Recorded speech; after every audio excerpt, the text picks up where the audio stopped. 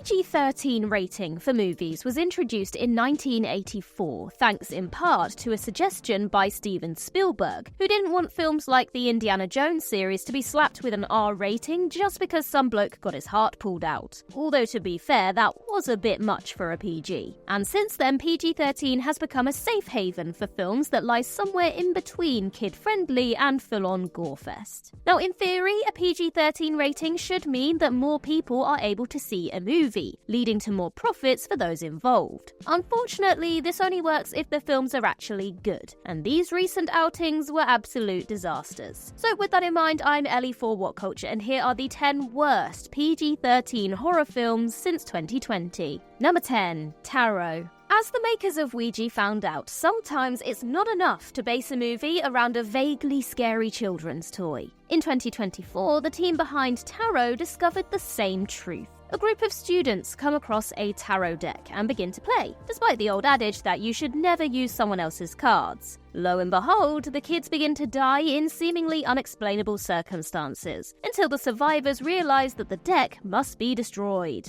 Tarot follows the same basic structure as most haunted item movies. The characters discover the item, they start dying, they try a bunch of stuff to fight it that all leads to one final showdown. It might have been saved if the characters were in any way likeable or even properly fleshed out. They die, and within 5 seconds you've forgotten about them, which is never a good sign. While some of the kills were pretty exciting, none of them left enough of a mark to justify having money spent on them. Sadly, an actual tarot reader wasn't on hand to warn them of how badly this movie would turn out. Number 9. Amar. Sandra Oh seems like an absolutely top-tier human, and for the most part, her body of work is very impressive. However, nobody bats 1,000, and one of Oh's worst ever stinkers came out in 2022. Amar, a Korean word meaning mother, is about Oh's character Amanda and 2 key relationships in her life, one with her daughter and one with her recently deceased mum. Thinking she is finally free of her controlling hand, Amanda is in for the shock of her life when Amar's spirit returns to haunt her family farm. There's some really nice ideas about generational trauma and the role of women in the family that this film tries to get across, but sadly they never materialize properly. The premise is certainly interesting, but nothing else about Amar is, as it follows the formula of so many haunted house stories that have come before. Critics and viewers alike were let down by the final project, so maybe this is a case of something being disappointing rather than bad, but there's no way to watch Amar without feeling shortchanged. Number 8. Abandoned. With Emma Roberts, Michael Shannon and John Gallagher Jr. on board, 2022's Abandoned was set up to be a great hit. However, as you can probably tell from it being on this list, it wasn't. A couple and their newborn son move into a new house in the country, even though they know that a horrible murder took place there many years ago.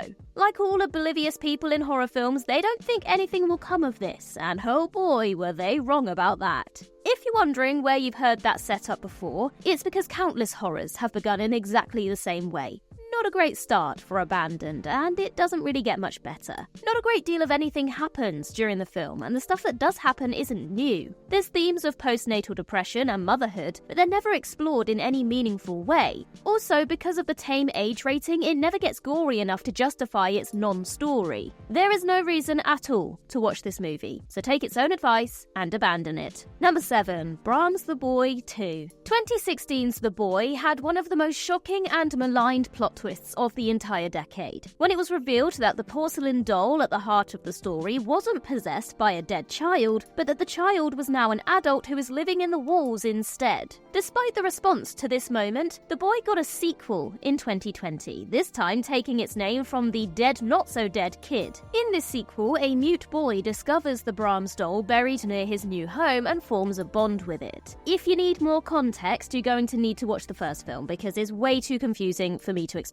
right here, right now. Brahms The Boy 2 has no idea what it wants to be, as it simultaneously tries to incorporate elements of home invasion, possession, family abuse, and psychological horror, all to no effect. It also makes zero effort to connect to the previous film, besides the doll, of course. It looks boring, it sounds boring, and for the most part, it is boring. At least with the original film, there's the suspense before the crazy ending. But where was that here? Number 6. Five Nights at Freddy's. Settle in and prepare to hear the tragic tale of the Five Nights at Freddy's movie, a story that ironically ended up being more terrifying than the actual film. The idea to adapt the incredibly popular video game series, which puts players into the shoes of a night watchman at a restaurant full of haunted animatronics, was around for 8 years before it finally happened. In that time, 2 other films with a similar premise, the Banana Splits movie and Willy's Wonderland, got released, and both turned out to be better than this final effort. Starring Josh Hutcherson as the unfortunate employee, the movie featured a threadbare plot, unfunny jokes, and monsters that wouldn't have felt out of place in a regular Chuck E. Cheese. Some fans of the games enjoyed it because it was stuffed full of inside jokes, but those were of no comfort to anyone who'd never played the games. After almost a decade of waiting, Five Nights at Freddy's under-delivered in almost every single way. However, it did make an absolute killing at the box office, so expect a sequel in the near few years. Number 5. Imaginary. In the same year that John Krasinski released a family comedy about imaginary friends, Jeff Wadlow directed a similar story but through a horror lens instead. In Imaginary, children's author Jessica, her new husband, and his 2 daughters all move into her family home. Jessica feels bad that one of the kids, Alice, has nightmares about one of her characters, so is delighted when Alice falls in love with one of her old teddy bears. It's not just a teddy bear though, it's an evil bear. Alice quickly falls under the bear's spell as it tries to lure her into a magical demon world called the Never Ever. Themes of imagination and childhood fears are rife throughout this picture, and whilst those are usually fertile ground for storytelling, this crop failed to yield. Many viewers felt that Imaginary spent way too much time establishing its setting and characters and not enough time driving the story forwards and delivering on the scares. There was also a limit imposed on how freaky the Never Ever could get thanks to the age rating, which rendered that part of the movie not worth waiting for. Number 4. The Turning. Fans of the 2020 Netflix series The Haunting of Bly Manor have author Henry James to thank in part, as his 1898 work The Turning of the Screws served as the basis for the story.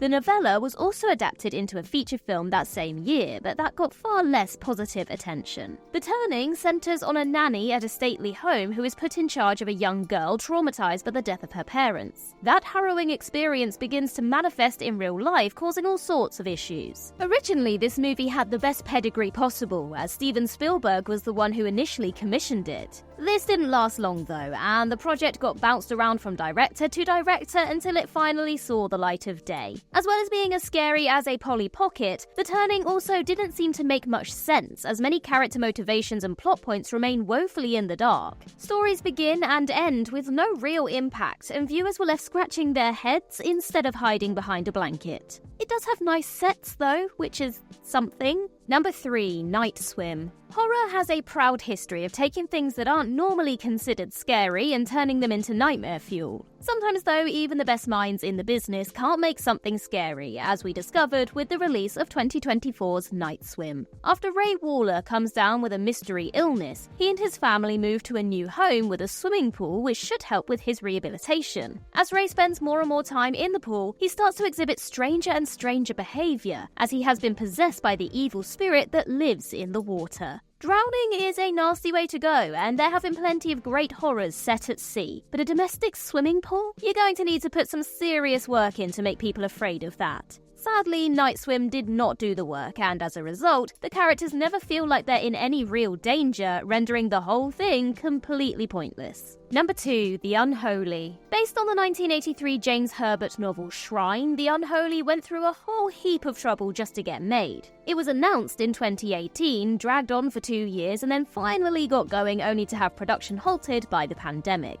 Was this a sign that the universe didn't want this film to come out? Perhaps. A series of so-called miracles attached to a small town attracts the interest of a journalist who is looking to re-energize his career after a scandal. His investigation turns up more than he bargained for, as these supposed acts of kindness are actually linked to a malevolent spirit. Even its strong cast was not enough to save it, as The Unholy lived up to its name in the worst possible way. Its drab and dreary approach to the source material is why some people think a PG-13 horror can't work. But all this proved was that they need creativity to be frightening. The Unholy had no such spark and was more likely to bore an audience to death than scare them. Number 1. Fantasy Island. In 1977, a TV show launched that depicted a remote location where guests would be granted their wildest dreams for a hefty price. 43 years later, somebody thought it'd be a good idea to reimagine this show as a horror. The idea was good, but the execution was highly flawed. This is 2020's Fantasy Island, which shared a similar premise but with a dark twist. It featured a pretty stacked cast, including Michael Pena as the island's mysterious overseer, and Lucy Hale, Maggie Q, and Michael Rooker as some of the guests. Unfortunately, this movie was less of a fantasy and more of a living nightmare. The dialogue was painfully wooden, not helped by a bafflingly bad script, and considering how rich the subject of wishes gone wrong is, even within the confines of a PG-13, the film made no attempt to reach beyond its basic premise. Bad acting, bad writing, and above everything else, a chronic lack of scares, Fantasy Island successfully killed any interest in the IP, and will go down as one of the worst films of the decade in any genre.